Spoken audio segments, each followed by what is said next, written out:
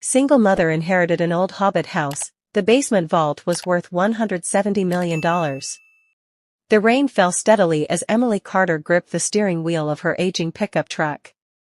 The vehicle rattled with every bump in the narrow countryside road. In the back seat, her 10-year-old daughter Sophie slept with her head against a backpack. Emily glanced at the envelope resting on the passenger seat. A lawyer's letter. 3 weeks earlier, she had never heard of Walter Finch. Now she apparently owned his property. The inheritance made no sense. Walter Finch was a distant relative she had never met. He had no children, no close family, and for reasons nobody explained, he had left everything to her. Everything turned out to be surprisingly little. A small piece of land, a rundown house, and a collection of old furniture. Nothing that could solve her financial problems. Nothing that could stop the overdue bills piling up at home. Still, free property was free property. The truck rounded a bend. Then Emily saw it. Her mouth fell open. The house looked like it had been pulled directly from a fantasy novel. Half of it was built into a grassy hillside. Round windows reflected the gray sky. A circular green door sat beneath a stone arch. Wildflowers surrounded the structure. The place looked charming, and completely ridiculous. Sophie woke up and rubbed her eyes. "Mom, is that a real house?" "I hope so. It looks like a giant rabbit lives there." Emily laughed for the first time in weeks. "Then let's hope the rabbit pays property taxes." The front door creaked loudly when they entered. Dust floated through beams of sunlight. The interior smelled of old wood and forgotten memories. Surprisingly, the furniture remained intact. Books lined curved shelves, a stone fireplace occupied the center room, everything looked frozen in time. Sophie wandered around excitedly. "I love it." Emily wished she shared the enthusiasm. The roof needed repairs, the floors creaked. The plumbing probably belonged in a museum. Fixing everything would cost money she didn't have. As she explored, she found a handwritten note on the kitchen table. The paper had yellowed with age. It contained only one sentence. "Some treasures are worth less than secrets." No signature, no explanation. Emily frowned. What kind of person leaves notes like this? Sophie shrugged. A mysterious one. The next several days became a blur of cleaning.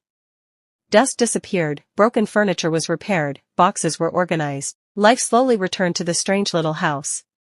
Then something odd happened. Emily discovered that several rooms were noticeably smaller on the inside than they should have been. The measurements didn't make sense. A large section of the hill seemed unaccounted for. At first she ignored it. Old houses often had strange layouts. But the feeling lingered. One evening she found a collection of journals hidden behind a bookshelf. All belonged to Walter Finch. Most contained ordinary observations. Weather notes, garden plans, shopping lists. Then she found an entry dated 22 years earlier. Vault remains secure. The key must never be separated from the map. Emily froze. Vault? Key?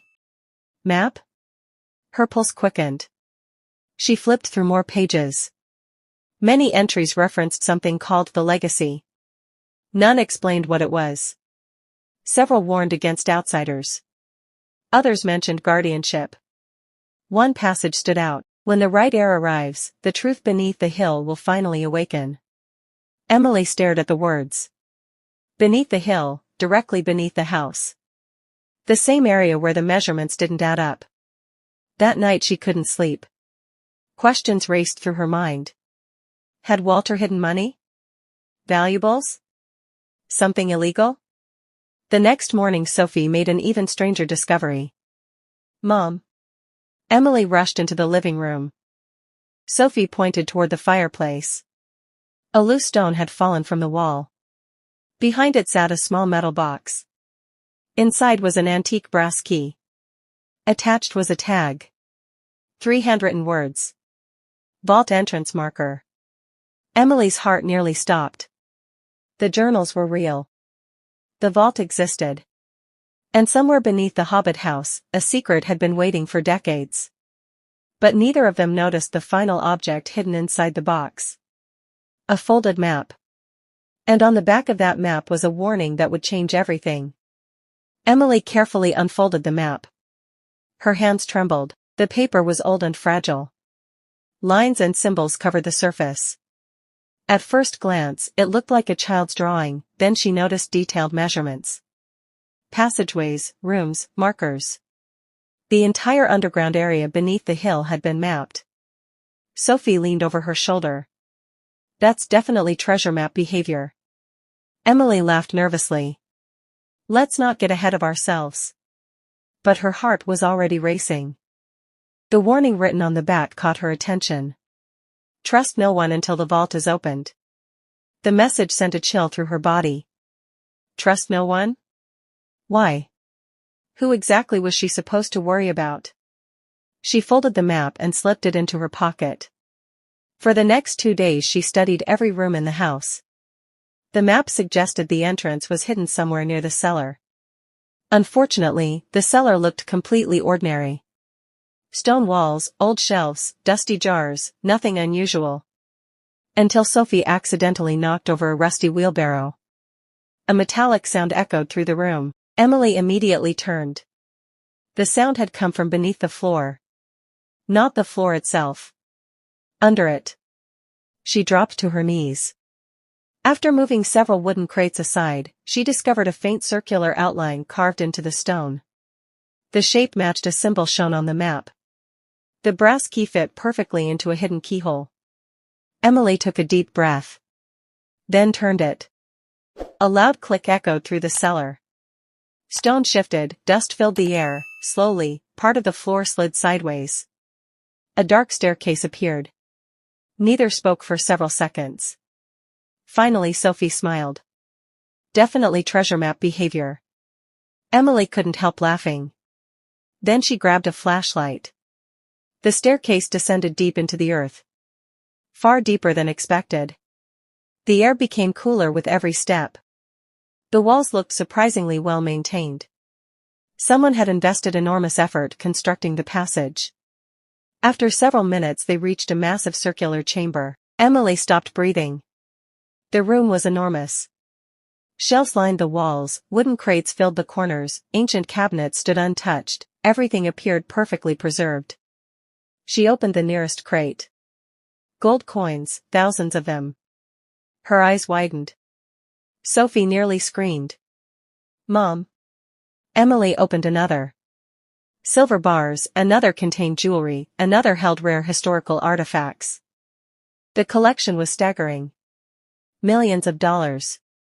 Maybe more. Yet something felt strange. Walter's journals never focused on wealth.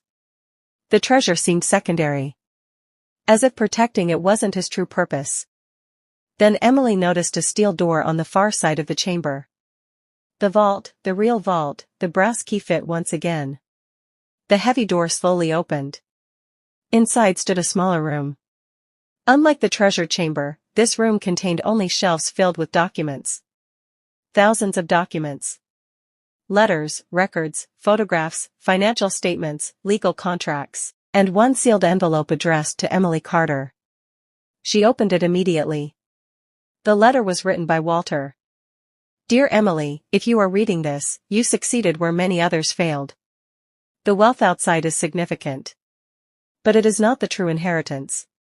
For nearly 80 years, our family secretly managed assets entrusted to us during a time of global crisis. Those assets grew beyond anyone's expectations. The vault now controls holdings valued at approximately $170 million. The responsibility now belongs to you. Emily reread the sentence. $170 million. Her knees nearly gave out. She sat heavily on a chair. Sophie stared silently. Neither knew what to say. The amount felt impossible. Unreal. Life-changing beyond imagination. Then Emily noticed another section. Walter's handwriting became urgent. The funds remain hidden because certain individuals have spent decades searching for them. Once the vault is opened, they will know. You must move quickly. Emily's stomach tightened. A sound suddenly echoed through the tunnel. Footsteps.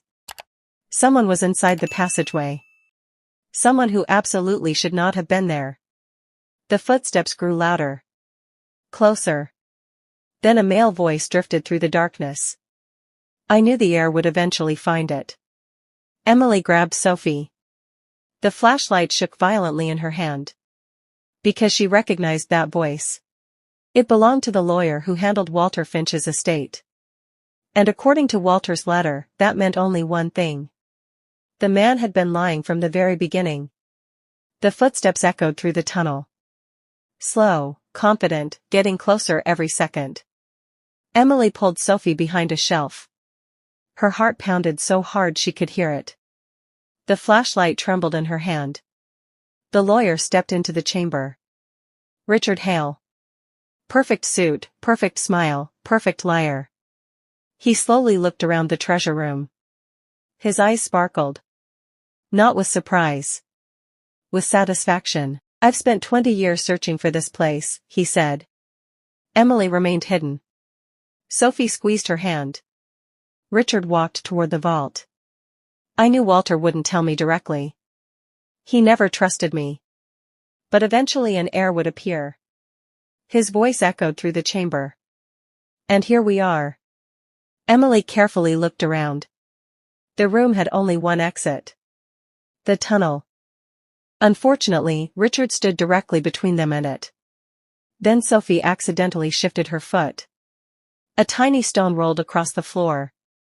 Richard immediately turned. His smile widened. There you are. Emily stepped into view. There was no point hiding anymore. What do you want?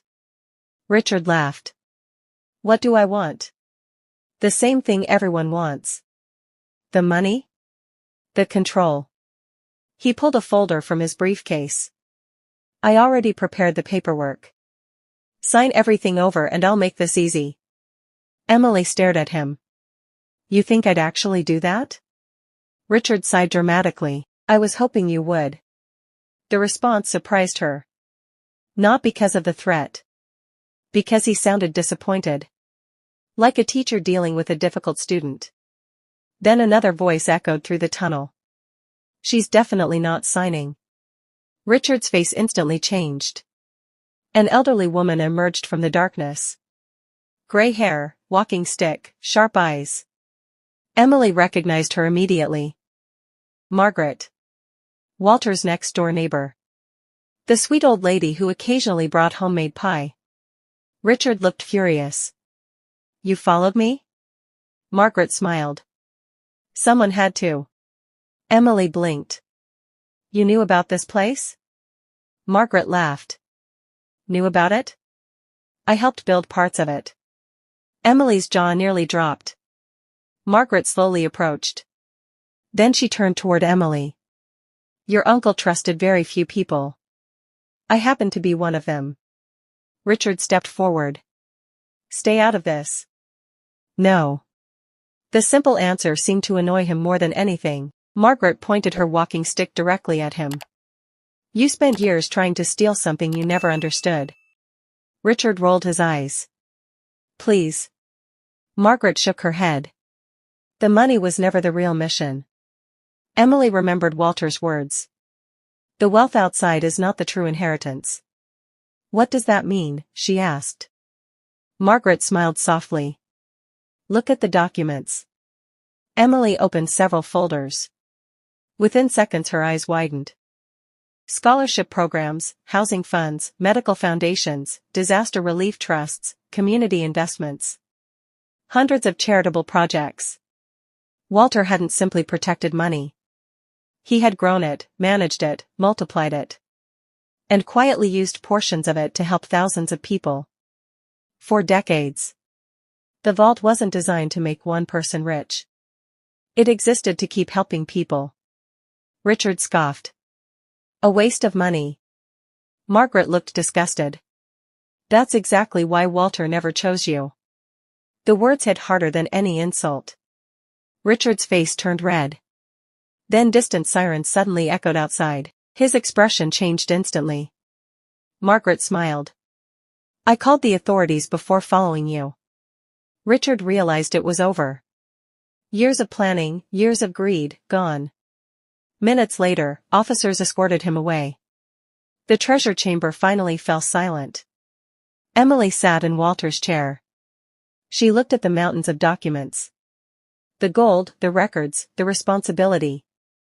$170 million. Enough money to solve every problem she'd ever faced. Enough money to never work again. Yet Walter had trusted her with something bigger than comfort. A purpose.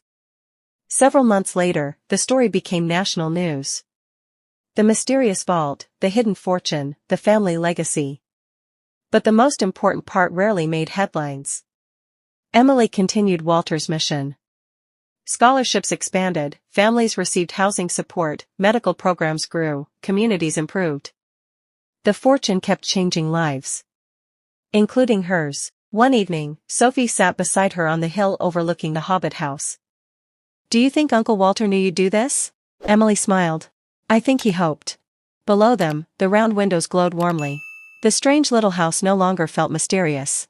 It felt like home. And for the first time in years, Emily wasn't worried about tomorrow. She was excited for it. If this story touched your heart, where would you use a fortune like that? Let us know in the comments. And don't forget to like and subscribe for more incredible stories filled with mystery, emotion, and unforgettable discoveries.